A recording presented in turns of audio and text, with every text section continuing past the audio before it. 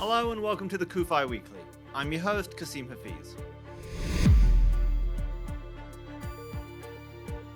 Hello and welcome to another episode of the CUFI Weekly. So this week we're going to be talking about the situation that occurred in Texas over the weekend. If you didn't read about it or hear about it, there was a hostage situation in a town called Colleyville, which is a suburb of Dallas, located around 16 miles northeast of Fort Worth.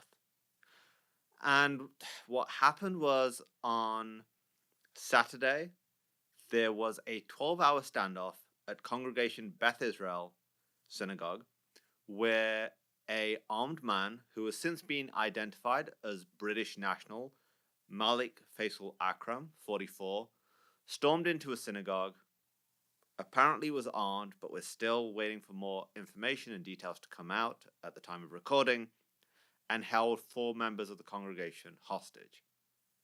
The congregation was doing online services for those who still weren't able to make it in person due to COVID. So there were 4 people in the synagogue and they were held hostage, one of those being the rabbi and 3 other people. The standoff lasted for 12 hours until the FBI rescue team, an elite hostage rescue team based in Quantico, Virginia, broke the siege, rescuing the hostages and killing the hostage taker. Now, a lot has been talked about the motivations, the whys. The hostage taker talked about wanting to free Afia Siddiqui, the Pakistani neurologist who was arrested for being involved with Al-Qaeda and attacking US soldiers in Afghanistan. She's currently serving, I believe, an 85-year prison sentence in a prison in Texas. And there's been much debate over the links to her and all these things. And I believe as the weeks and months go on, we'll find out more information and how this happened, the whys, and all these things. But I want to focus on something a little different, actually. I want to focus on the fact that once again, in the United States, a Jewish place of worship was held hostage.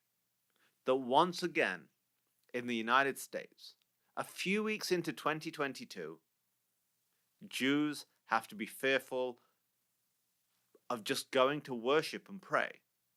There's a quote from the rabbi at the synagogue in Texas, Rabbi Charlie Citron Walker, who his handling of the situation has been praised, rightly so. He said in an interview, "Since the Pittsburgh shooting a few years ago at the Tree of Life Synagogue, I think this is something that unfortunately is part of our lives now. It's a horrific recognition of the reality for so many Jews in our country. In this, the land of the free, the Jewish communities who are integral to this country are now seeing attacks, hostage takings, shootings as just part of life, of being Jewish and going to worship at a synagogue. When you go to church on a Sunday, how many of us think about needing security? How many of us are afraid that a gunman may come in and murder us? I mean, it's not something I think about, to be completely honest. But when I speak to my Jewish friends, this is a reality for them in America.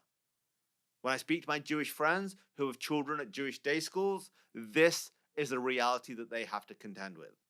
They have to have security. It's not an option.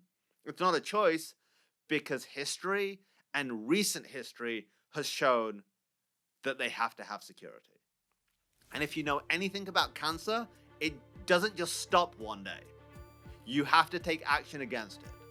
And we have to take that action.